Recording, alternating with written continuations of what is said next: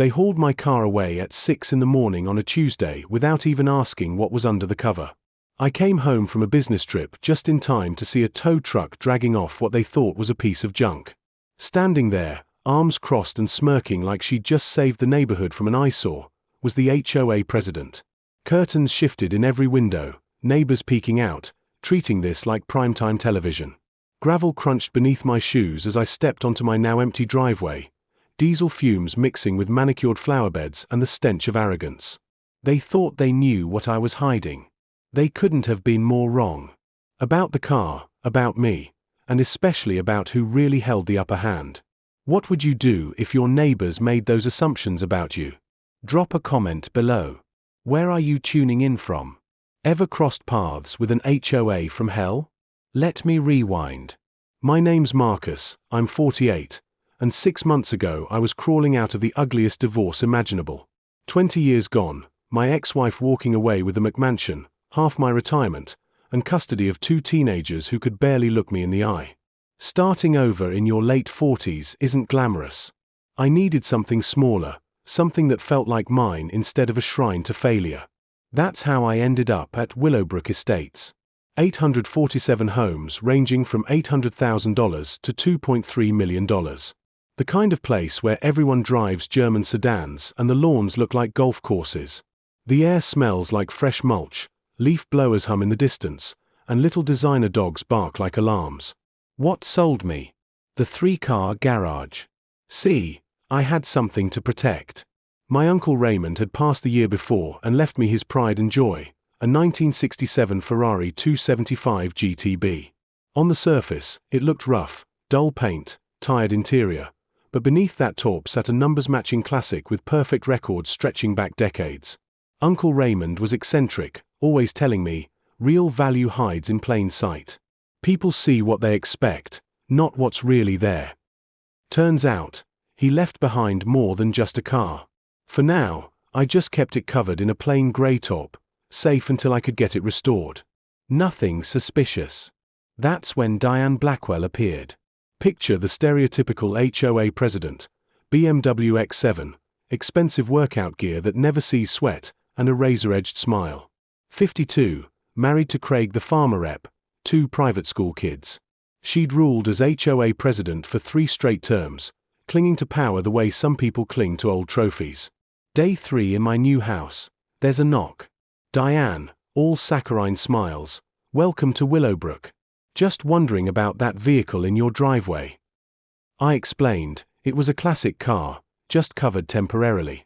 Her smile tightened like a fishing line ready to snap. MHM. Well, we do have standards here. Have you read the covenants? She handed me an unofficial violation notice. Not legally binding, just threatening enough. The paper felt rough, her perfume stung my nose, and underneath it all was the sour smell of control. That night, I studied every word of the HOA rules. Nothing prohibited covered vehicles under 30 days.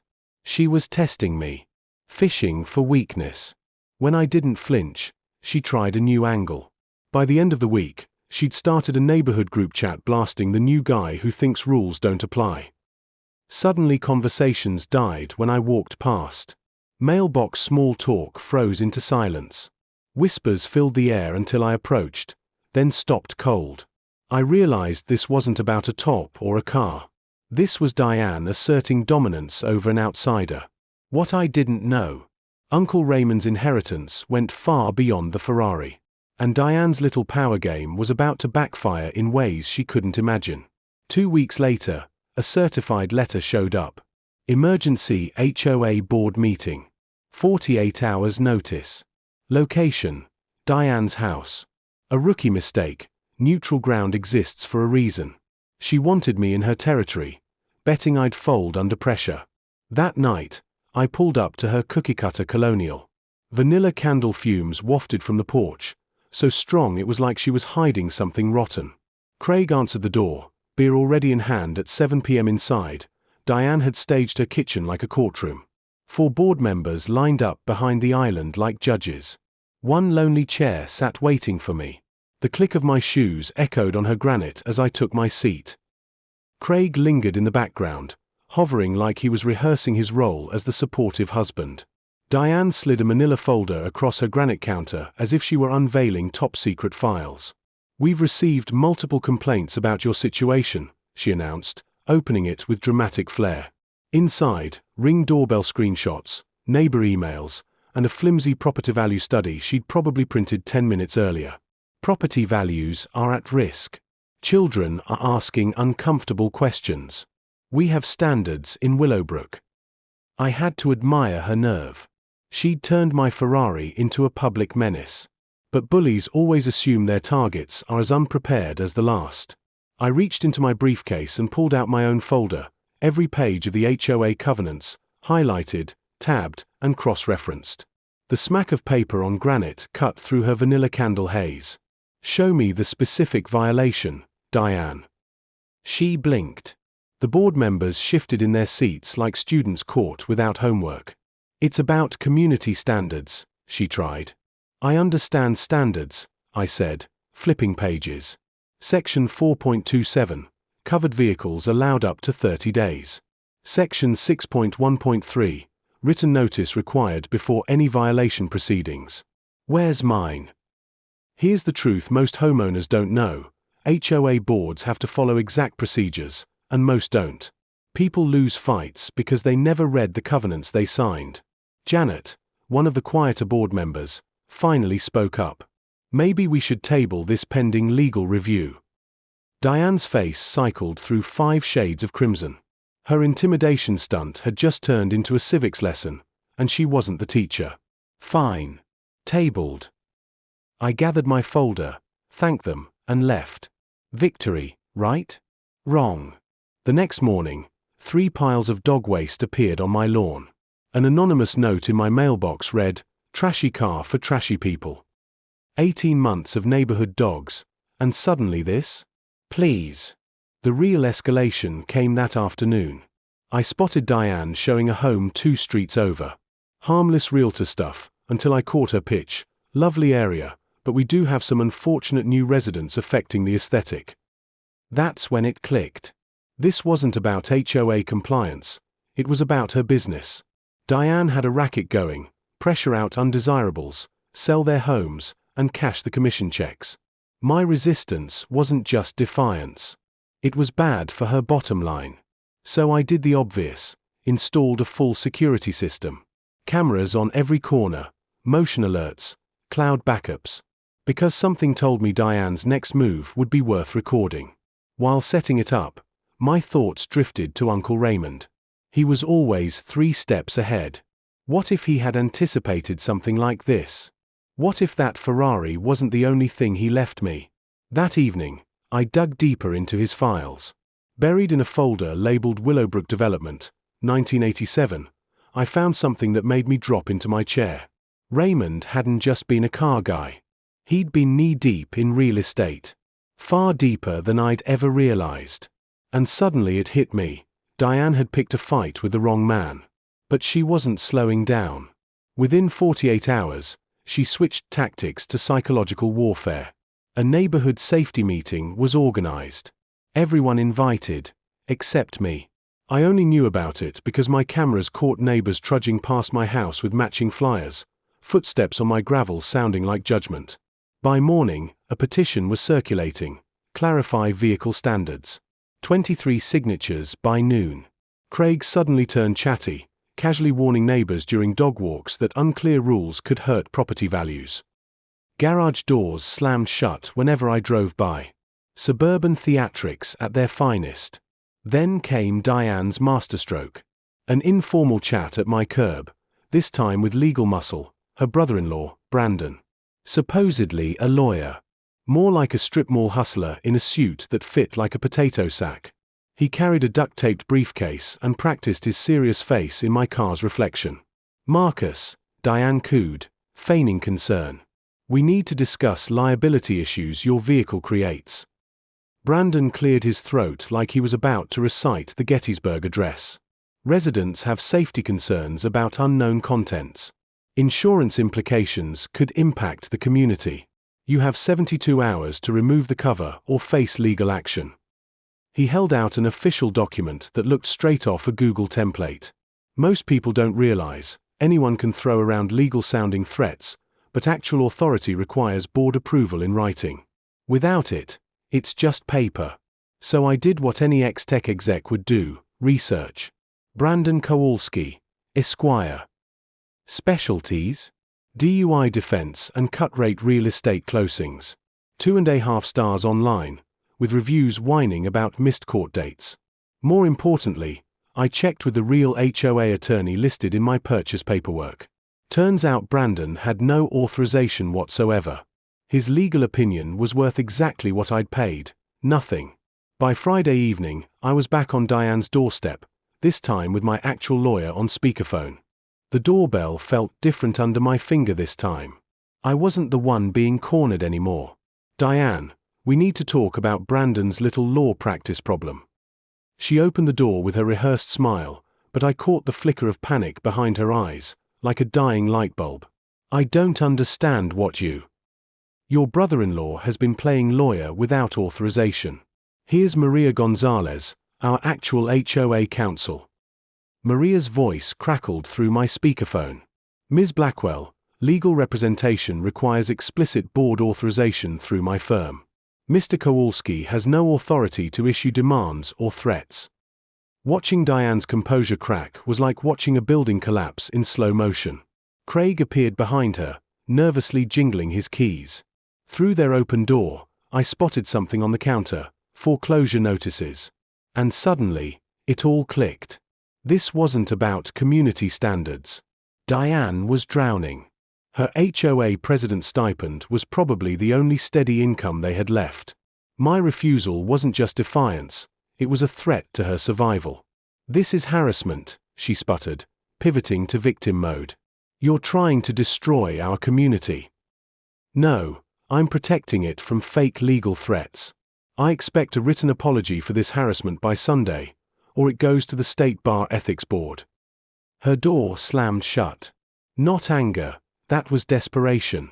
By the weekend, the cracks in her empire started to show. 3 board members texted me, asking for private meetings. 2 neighbors stopped by with awkward apologies. An anonymous Willowbrook Truth account popped up on social media, exposing board overreach. Diane's power structure was sprouting fissures. But the air smelled dangerous, like an animal backed into a corner. And desperate animals lash out. Monday morning proved me right. A letter in my mailbox: emergency board meeting. 24 hours notice. Agenda: removal of disruptive residents. Problem was, the bylaws required 72 hours. Desperate people don't worry about rules they've been breaking anyway. The plan was obvious. She wanted to rewrite the standards retroactively, make my Ferrari a violation, then kick me out altogether. It reeked of panic. But Diane's real play? Proxy votes. She'd recruited her real estate buddies, clients, and even distant relatives with power of attorney. She was going to pack the room with fake residents to push her amendment through. So I did my homework. Monday evening, I cross-referenced her circulated attendee list with county property records, HOA rolls, and voter databases.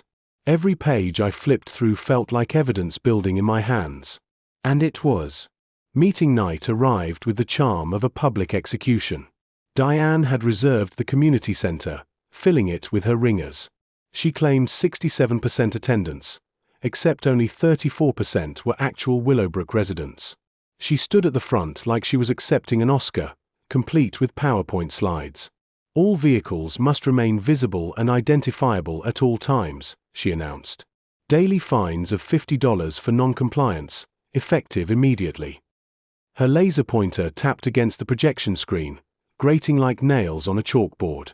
Craig whispered to people in the back, coaching them on how to vote. "This amendment will preserve the standards that protect our property values," she declared, flashing photos of my covered Ferrari. I sat quietly in the back, recording everything. Virginia is a one-party consent state, in case you're curious. Her confidence swelled with each nod from her stacked audience. She actually believed she'd won. Here's the reality: HOA proxy votes only count if they come from verified residents unable to attend. Not random favors for board members. Illegitimate proxies invalidate everything. The vote came. Diane's smile could have powered Las Vegas. 23 in favor, 8 opposed. Amendment passed. $50 daily fines against me starting the next morning. She glowed as she announced, "Any other business?" I stood up, slow and deliberate. "Yes. I'd like a copy of the official vote tally and attendee verification list." Her smile twitched. "That's not necessary." "Actually, it is. I'll be cross-checking them with county records, per state HOA oversight law." The room shifted uncomfortably. Several of her voters buried their faces in their phones. The fear was starting to seep in, mixing with the scent of industrial carpet. "Motion to adjourn," Craig barked. Too late. That night, I compared the list against public records. 11 voters didn't live in Willowbrook. 3 more were Diane's relatives using outdated addresses. The entire amendment was fraudulent. But Diane doubled down. Thursday morning, an official violation notice appeared under my door. Immediate cover removal. $200 administrative fee. $50 daily fines in 48 hours. Towing authorization if non-compliant. She'd just handed me a smoking gun. I spent the day building my evidence packet, fraudulent proxies, bylaw violations, harassment timeline, all organized and ready for the state HOA oversight board. I also called Angela Torres, Channel 7's Bulldog reporter who specializes in HOA corruption. She was very interested in proxy vote fraud and embezzlement. But I held back on sending it. Because in the middle of assembling evidence, my mind drifted again to Uncle Raymond's file, Willowbrook Development, 1987. Friday night, bourbon in hand, I finally opened it. What I read made me set my glass down carefully and reread every word. Uncle Raymond hadn't just bought a Ferrari in 1967. He had been planning far longer than I ever imagined. The documents weren't just papers, they were sharp, precise, and astonishing. Meridian Holdings LLC, incorporated in Delaware, 1985. Its primary asset, 847 acres of farmland in Fairfax County, purchased for $340,000 back in 1987. Partner, Willowbrook Construction Group. Total investment, $78 million. Uncle Raymond's ownership stake, 67%. As I read, the smell of worn leather and old tobacco from his briefcase mixed with the burn of bourbon in my glass, and suddenly the puzzle clicked into place. The Ferrari had never been the true inheritance.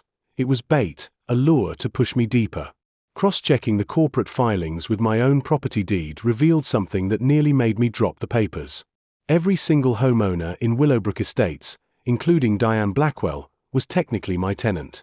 Uncle Raymond had designed the neighborhood as a ground lease community. People bought their houses but leased the land beneath them for 47 years. That meant every HOA fee contained a lease payment straight to Meridian Holdings, straight to me. For 18 months, $127,000 per month had been deposited into an old business account of Uncle Raymond's I had never once checked. Total, $2.3 million, quietly growing with interest. Diane's so-called HOA power grabs? Legally worthless. Worse, her embezzlement wasn't theft from the HOA. She had been stealing directly from my company. I held rights to terminate ground leases for harassment, restrict access to shared areas, even control utility easements. I phoned Maria Gonzalez, Uncle Raymond's estate attorney, who had been managing Meridian quietly for decades. Her tone warmed when she heard me ask the right questions. Your uncle always said this day would come. He knew conflict would find you eventually. He wanted you to learn patience first, then strength. The truth hit me hard. This wasn't about a car. This was about power and how to wield it. Uncle Raymond had staged everything as a lesson. His handwritten note tucked behind the document said it best. Some people respect power, others respect justice. Use wisely. The irony was brutal. Diane had been threatening, posturing, and stealing, while all along she was fighting against her own landlord. One phone call, and she could lose her home in disgrace. But I had a choice, swift revenge, or something bigger, justice that could reshape the community. By Saturday, I had the documents spread across my granite kitchen counter like a general reviewing battle plans. The scent of strong coffee and decades-old paperwork filled the air. It was time to form my team. First call, Maria Gonzalez, my hidden weapon. She arrived at noon, sharp briefcase in hand, smile sharp as steel. Harassment and intimidation are explicit violations, she said, laying out lease termination options. You have cause. Second recruit, Detective Jake Morrison, retired Fairfax County, living 3 houses away. He had quietly been documenting Diane's behavior.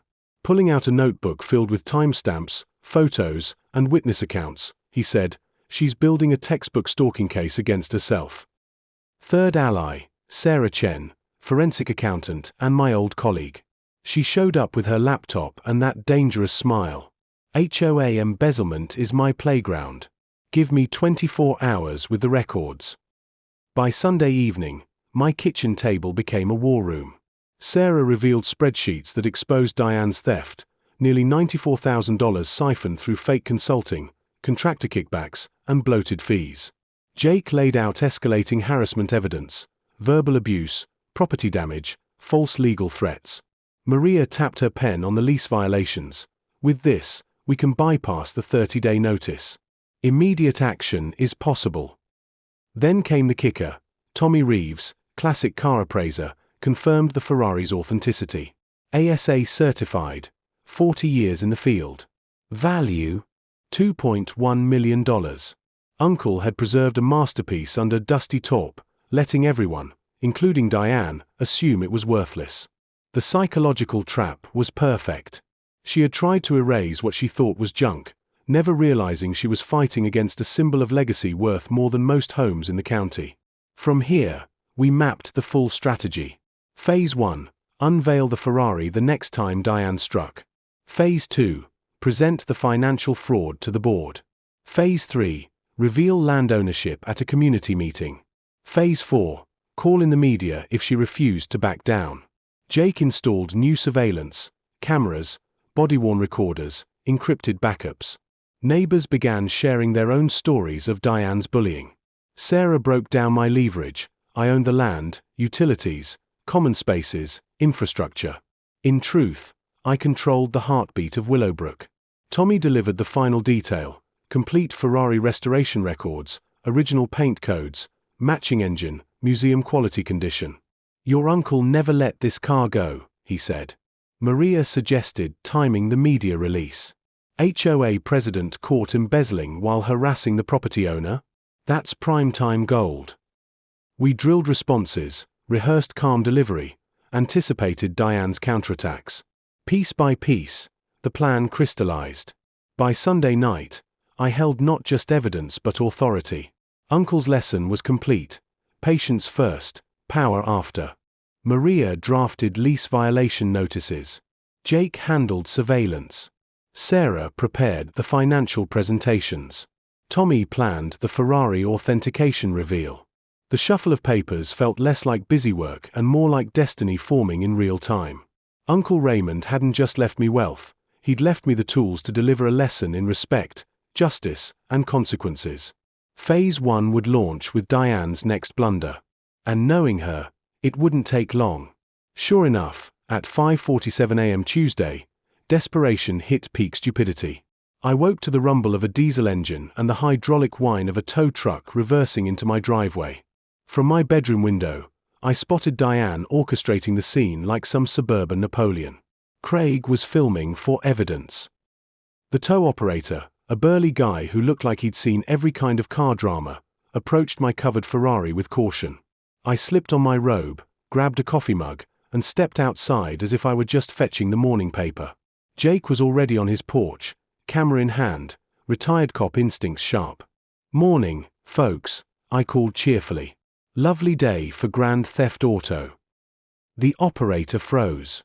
"Sir, I've got authorization from the HOA. You mind looking at it?" He handed me a flimsy work order, Diane's signature scrawled across it. Claim, abandoned vehicle, safety hazard. The paper itself felt weaker than the legal documents I'd been working with lately. Diane strutted out of Craig's BMW, clipboard raised like a saber. Finally enforcing standards, Marcus, she barked, her voice pitched high with self-satisfaction. Daily fines are $350 now, plus towing fees. Should have complied. Garage doors creaked open across the street. Mrs. Patterson. The Martinez family. Even the neighborhood teens who normally slept till noon. Word was spreading, and everyone came out to witness this circus. Before you tow anything, I said, sipping my coffee, maybe you'd like to see what you're actually removing. My hand rested on the car cover. A hush fell. Kids clutched their parents. Phones came out. What's under there, Mr. Marcus? Little Sarah Martinez piped up. Let's find out, I said, and pulled the cover off in one motion. Gasps rippled like a wave. Morning sunlight lit up the Ferrari's Rosso Corsa paint. Chrome wire wheels glistened. Every line screamed Italian perfection. Holy hell, the operator muttered, low whistle escaping. That's a real Ferrari. Diane's expression cycled, confusion, then shock, then rage. Craig lowered his phone, filming forgotten. Neighbors who'd avoided me for weeks suddenly shrank back in shame. It's gorgeous, Marcus, Sarah Martinez whispered, her teacher's voice soft with awe. How much is that worth? Another neighbor asked. I timed it perfectly, producing Tommy's authentication paperwork. Restoration value, about $2.1 million. The tow operator stepped back, palms raised. I'm not touching a $2 million car. Lady, you didn't say it was a Ferrari. But Diane, stubborn as ever, doubled down. Doesn't matter what it's worth. Rules apply to everyone. The crowd's energy flipped. Sympathy drained away like water down a gutter. Craig tugged her arm in warning, but Diane was too blinded by arrogance to notice. Anyone else think this looks like junk? I asked the crowd. Nervous laughter broke. Kids begged their parents to let them touch the car. The tide had turned, and Diane stood alone, her authority crumbling. That's when I dropped the first bomb. Diane, there's something else you should know. I dialed Maria, speaker ready.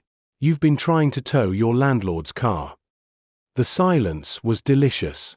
I continued, I own the land under your house, Diane. Ground lease agreement. Every HOA payment you make includes rent to my company, Meridian Holdings. You've been harassing your landlord while stealing from my business. She staggered. Craig went pale. Neighbors whispered, phones out, Googling. That's impossible, she croaked. I showed notarized corporate records. Uncle Raymond left me 67% ownership of the land beneath this whole community. Your embezzlement? You've been stealing from me. The tow truck rumbled away empty. Neighbors now swarmed closer, apologizing, admiring the car, distancing themselves from Diane's sinking ship. Social media lit up instantly, Jake's video already on the Willowbrook Truth account. But I smelled danger in the air, the acrid scent of a cornered animal about to lash out. And lash out she did. That evening, by 6 p.m., Diane had plastered emergency board meeting notices on every door. Agenda: purge fraudulent residents and pursue legal action against threats to property values. She'd gone nuclear, accusing me of deception, fraud, even criminal activity. Her gossip machine churned, painting me as everything from a con artist to a drug dealer. Meanwhile, Sarah uncovered the real story. Diane was 3 months behind on her mortgage, foreclosure already filed. Her real estate empire was collapsing. By Wednesday evening, I walked into the emergency meeting knowing it was an ambush. Diane had stacked the community center, Craig at her side, Brandon sweating bullets, 2 loyalists still drinking her Kool-Aid. Angela Torres from Channel 7 just happened to be in the parking lot with her news crew. Funny coincidence. Diane opened like a McCarthy revival, slides of my Ferrari, screenshots of property records, timelines of fraudulent activity. Marcus Reynolds has been deceiving this community, she declared. He's running an elaborate scam. Brandon chimed in, legal pad trembling. We moved to revoke his residency pending investigation. The crowd murmured, suspicious glances aimed at me.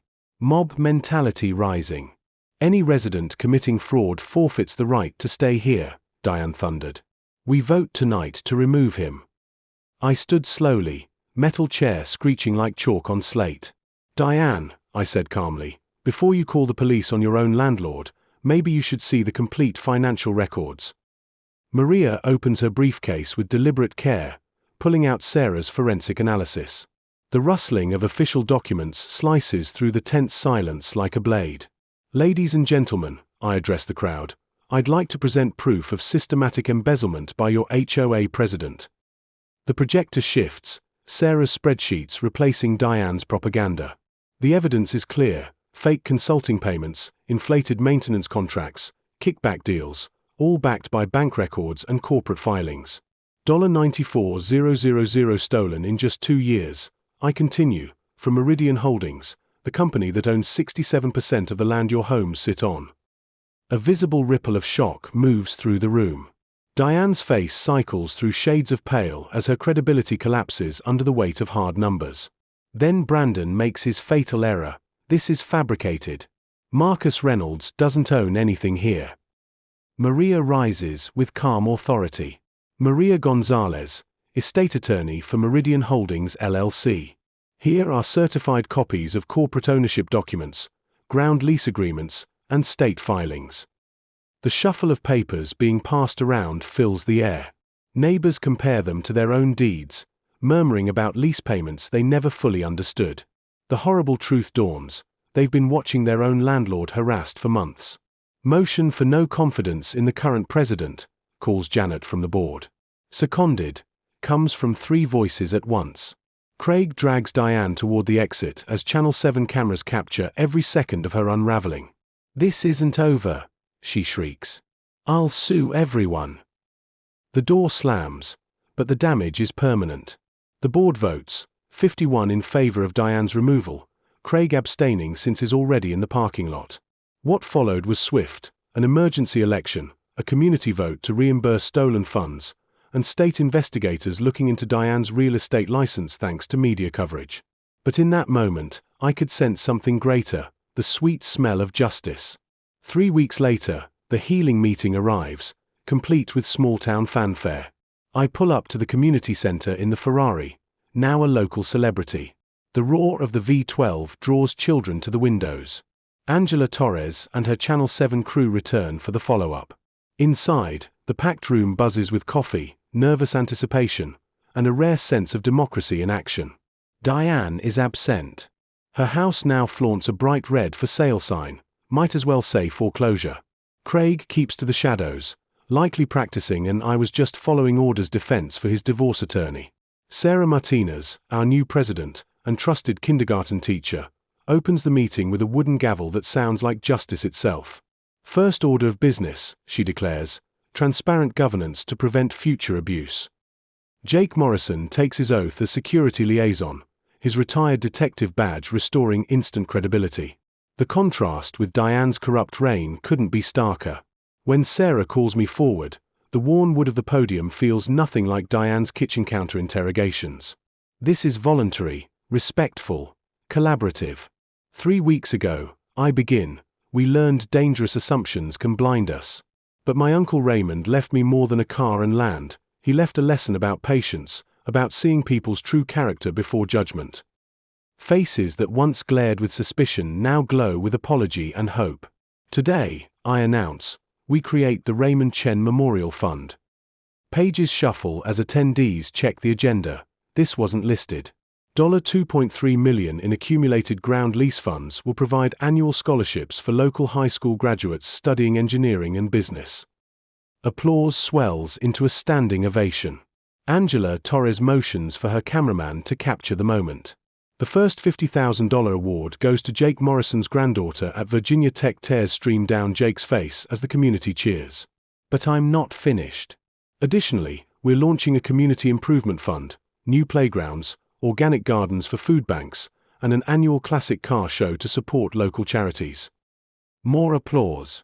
Then the finale, and because actions demand consequences, we mandate transparency, monthly financial reports, open books, and independent audits. This will never happen again. Angela steps up. "Marcus, how does it feel to turn conflict into community benefit?" I smile.